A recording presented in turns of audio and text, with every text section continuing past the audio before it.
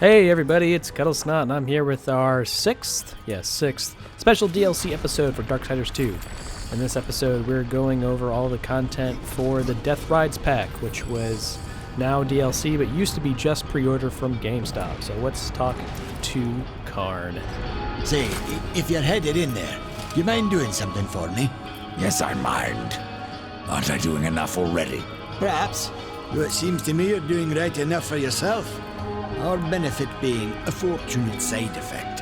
Well, if it ain't much trouble, I left an old metal platter in there, with the image of two hammers scribed in the center.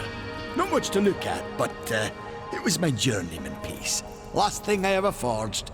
A dish? You want me to bring you a dish? Yes, well, it has sentimental value. If you find it, I'll make it worth your while. Alright, so that's our first of 3 special little quests from Karn. They kind of complement these first 3 dungeons, try to give you a little extra experience and, just some more stuff to collect because it's more fun. And here it is in the Cauldron. It's right in the room right before you go fight the final boss, Garn. So if you bought it after you already completed your game, you can go back and backtrack and still get it as well. And I'll show you where to talk to Karn after you play the game, but like I said before, it's meant to complement the main game, the main first 3 dungeons, just to give you some additional stuff to do. And they're called Lost and Found 1, 2, and 3. And there is our Journeyman platter. So after you defeat the boss of the Cauldron, you can go back outside and talk to Karn again, turn it in, get some experience, some money, but first he can tell you how you just saved the world. Doesn't matter. You must take the good news to Argul as soon as you can. I found that dish you wanted. You're a good man. Much more so than your name would imply. I'm in your debt. And I am playing my new game plus, that's why I have tons of money and get a little extra XP and guilt than you would if you're playing on your first playthrough. But that's for reasons I will explain at the very end when we turn in our final quest to Draven. So here we run into Karn again on our way to the Drench Fort after you blow up the door with the bomb gross in the Stonefather's Veil. If you're really going, don't let me stop you. Exploring's a wondrous thing. You never know what you might find. For instance, should a bit of armor turn up, it's likely some misplaced some years back. If you can find it, I'll be in your debt.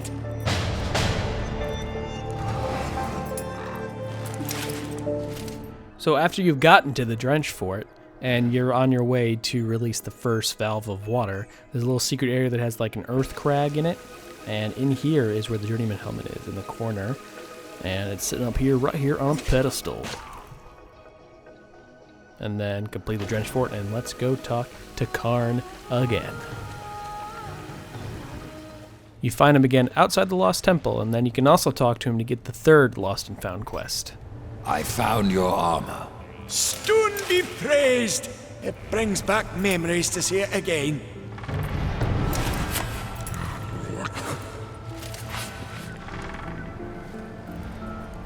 Horseman, may I beg you another favor? What is it this time, pup? A compass that guided me to many wonders when I was young. I thought it lost, like the temple. But now that you've found one, The other will follow. Very well, Khan. So then, of course, the next piece is in the Lost Temple. In order to reach it, it's in the room after you have to wall run in between 2 tight walls to reach the tranquil, like spa water place. And then it's on the pedestal under the big arch in the center. And don't forget about the Boatman coin and 2 different chests within this room. Alright, and then the 4th and final place that you find Karn is here in Tristone in the Maker's Forge. And this is also where you'll find him if you have to backtrack to get all the stuff, if you download the Death Rides DLC pack after you already, we're pretty far into the game. Worry not, Maker. Now you can find your way home. this compass guided me to many wonders. To hold it again after so long, it makes me feel a mere 500 years old. Thank you. So now we get the Gauntlets of Savagery. You only get these once, so even though you can complete these quests on both your first playthrough and then your second playthrough, you'll only get the Gauntlets the first time you complete all 3 quests. So the second set of quests, even though there's only like one quest in the second set, is the Maker's Chronicle that you can get after you get all 4 limbs for Orin in the Silent Stone series of quests. And then you can talk to him and ask about the Maker's Chronicle. The Makers. I feel their despair. The corruption spreads, Fleshling. But perhaps there is still time. Despair is a powerful force, Orin. And corruption even more so. True. But there is a weapon against such things. The will of the remaining Makers must be rekindled. The will to fight the surrounding destruction. They must be reminded of the wonders we are capable of. Have you heard of the Maker's Chronicle? I'm afraid not, Old One. It records our history, our lore, our songs. Memory of it has faded, but it cannot be lost. Ryder, it's no mere coincidence that you revived me. We must find the Maker's Chronicle. We? I am too large for secret places, but you are nimble and small. Very well. Where can I find this chronicle? It's been so long since I held it. I do not know where it lies, but if there is a shaman among the living Makers, she will have the answer. I will return with this chronicle.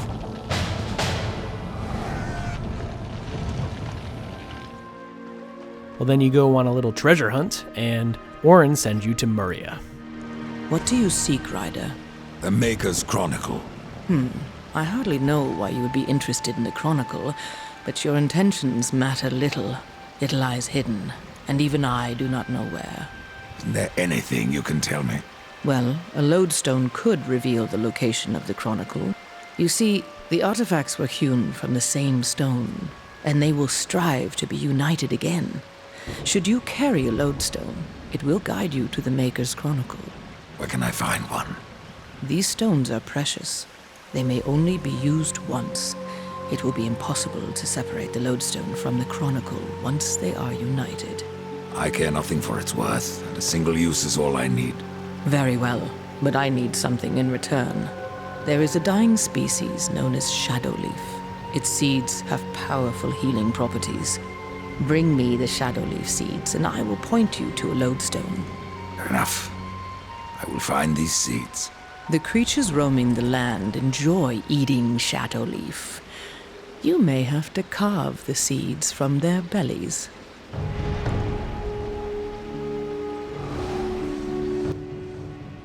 So Muria sends you after these shadow seeds, which are probably most easily gotten from places like the fjord, because you need to kill quote-unquote fleshy enemies, which are, not skeletons, but things like prowlers and stalkers, which are all over the fjord. And you'll be killing them, and they'll just randomly drop the seed or not. The drop rate is being made about 50%, so you'll get them pretty quickly.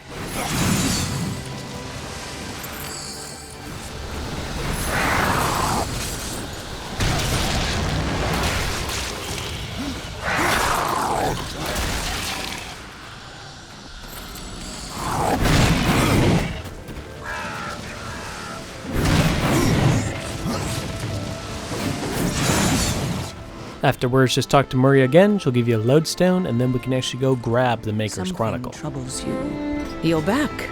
So little faith, Shaman. Here are your seeds.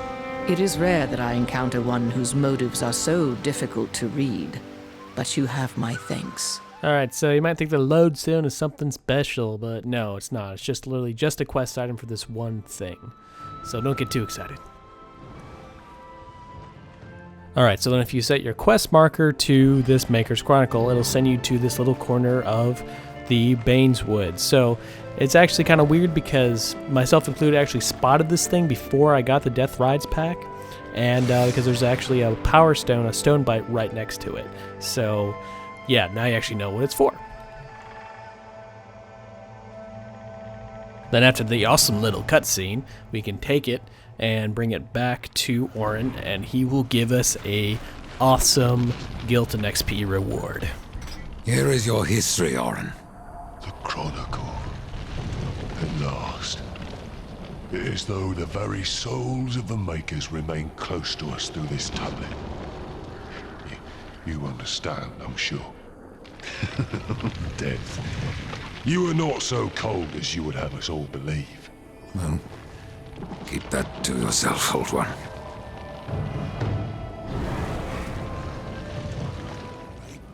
So the third and final set of quests in the Death Rides pack, you get here from Draven in the Eternal Throne. You can talk to him at any time after you talk to the Chancellor for the first time, and then he'll give you the talisman as well as the quest itself. Call this the kingdom of the dead. I haven't met a corpse that hasn't tried to kill me. There are creatures in this realm that will not stop at trying. I call them the Bloodless. Nightmares of claw and bone that cannot be slain by common steel. There must be some way to kill them. Bloodless are vulnerable to things of the spirit. Like kills like, is that it? Yes. And as the dead king is quite fond of his Bloodless, kill as many as you can. How are these Bloodless formed? Souls must pass through the city of the dead before they are reborn in the well. But some escape their torments to haunt other realms. Thus do the dead walk again, and the most corrupted of them become the Bloodless. Their flesh can be destroyed, but their spirits resist killing. Alright, so there are 6 Bloodless total, 3 in the Forge Lands and 3 here in the Kingdom of the Dead. I'll go over all of them, obviously, but what Draven actually gives you is this talisman, the Bloodless talisman, that when you equip it, boom, they magically appear, because you actually see these kind of outlines of enemies walking around quite a bit, and you probably wonder what they were for. Well, this is what they were for. Alright, so the first of the 3 in the Forge Lands is here in the Stonefather's Vale in this little corner where there's a Book of the Dead page, and there was also a Mystic Stonebite. So you probably saw this guy lurking around when you got those 2 things before, but now when you equip the Bloodless Talisman, then boom! He just comes out as this big green monster evil stalker thing. So those of you who watched my videos before know I fucking hate stalkers, and to make it even worse, I have an arcane build, and something very, very important here. Don't use your ghouls or murder or anything ranged in order to kill them, because the way that it's made right now, stupidly, and it hasn't been fixed and probably won't be fixed, if the killing blows by anything but death, whether that's scythe, secondary weapon, you know, execution move, whatever, it won't count towards the total. And then you can still kill him, but it won't count towards the quest total, and then you'll just be stuck because it won't respawn, nothing. So if you want to complete the quest, get the experience, get the special item at the end, make sure that you kill him with your own 2 hands, if you will. Alright, so the second creature in the Forge Lands is here outside of Baneswood on the way to the Charred Pass, which is the path you're taking on the way to the Cauldron the first time. And it's near up on the ledge with a shrine where there is a chest and another Stonebite. And he's just kind of wandering around up here. So when you equip the Bloodless Talisman, boom, green, stocky, fuckface thing, and then you gotta kill it. Remember, don't use anything ranged, don't, well, I guess Redemption is technically ranged, but don't use any special abilities, skill abilities that are ranged.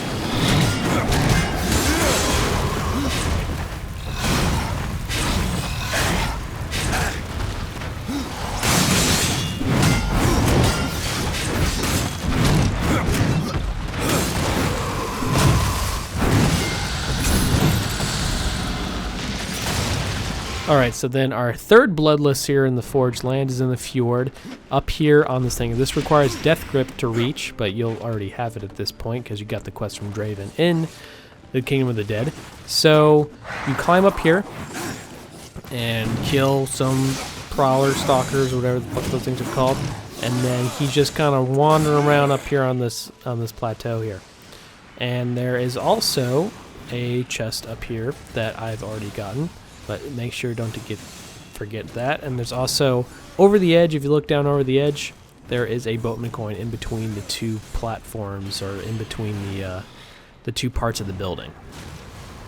And then of course drill, equip the Bloodless Talisman, kill the big green fuckface, and rinse and repeat. Although you won't be killing any more green fuckfaces, you got only 3 more green beetle insect faces to kill. Alright, so then our first of the 3 Bloodless Scarabs here in the Kingdom of the Dead is in the Lair of the Deposed King. We've already, at this point you probably have gone through here once, even if you have defeated Argul. But it's in this, central chamber that, branches off the 3 different chambers. You're just kind of wandering around, and then you equip the Bloodless Talisman, and kablooey, a big green insect bug that you gotta squash with your scythes. I know that, if it was a bug and you're using big harvesting scythes to kill it, that might be, the definition of overkill, but that's not the point. Again, remember, it's no different than with the Stalkers. Make sure you do not kill it with any ranged skills, and ranged, like from a distance skills. Like crows / murder, which is, the same thing. Or ghoulies or anything like that. So just be extra careful, and you don't want to get stuck without the kill counting, because then you won't be able to turn in the quest.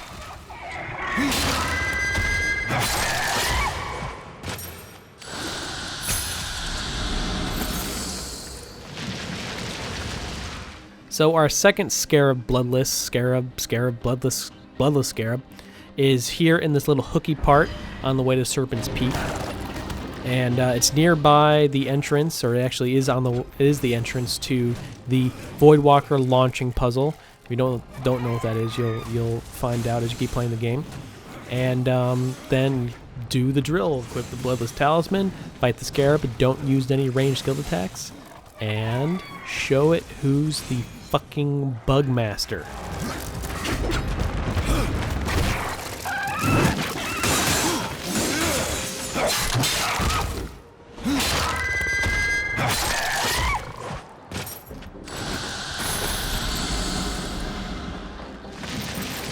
Alright, so the third and final Bloodless is in Bone Riven at the very end, which is under Sentinel's Gaze. If you don't know how to get there, you can only get there after you get the Soul Splitter.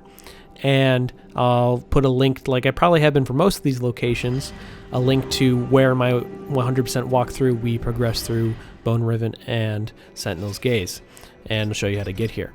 So then this is your last one, so just don't be stupid, don't accidentally use arcane attacks. I've actually, if you look at my quick menu, I actually took all of them off because it was so part of my psyche this far into my New Game Plus to just, crows and ghoulies.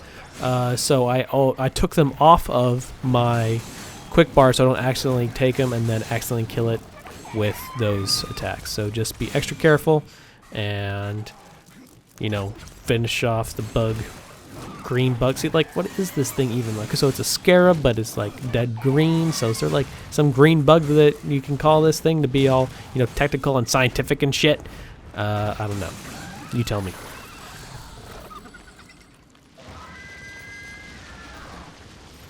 And of course, afterwards, we get to return to Draven. Bloodless are no more. Oh, the dead king will not be pleased. And that pleases me. Raven, I could free you from your torment. No, I will embrace this living dream for now, and dream of vengeance. I will have the dead king's head, or his crown.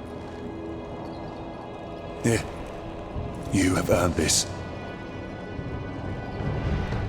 So in addition to your XP and guilt reward, you also get the static blades. At least you do on your second playthrough, on your New Game Plus. Remember I said there's a very good reason why I was playing on my New Game Plus? This is why, because it's the only time you get the static blades.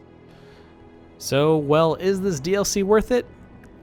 Well, first off, it is definitely the most valuable pre-order DLC, considering that $7, and it's also got the most content compared to just the horse upgrade or the armor sets from the other pre-order. So it's definitely most valuable in that sense. But is it worth $7 now?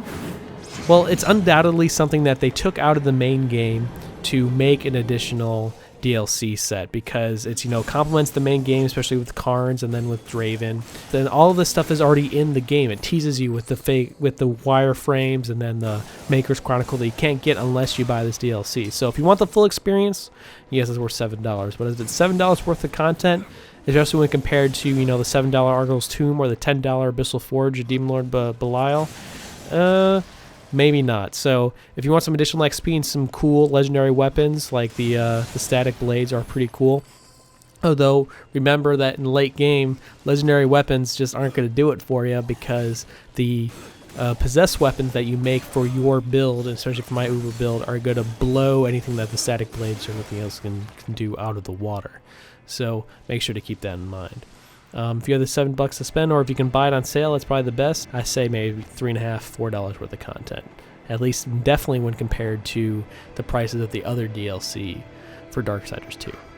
Alright, so this has been Kuddlesnot. Thanks for watching. If you like this, make sure to check out my full 100% walkthrough that I've had kind of spread throughout this video as well. And if you like me, because who doesn't like me? Make sure to check out my Facebook page and to subscribe to this channel and all that good stuff. So again, this has been Kuddlesnot signing off, and I'll see you again next time.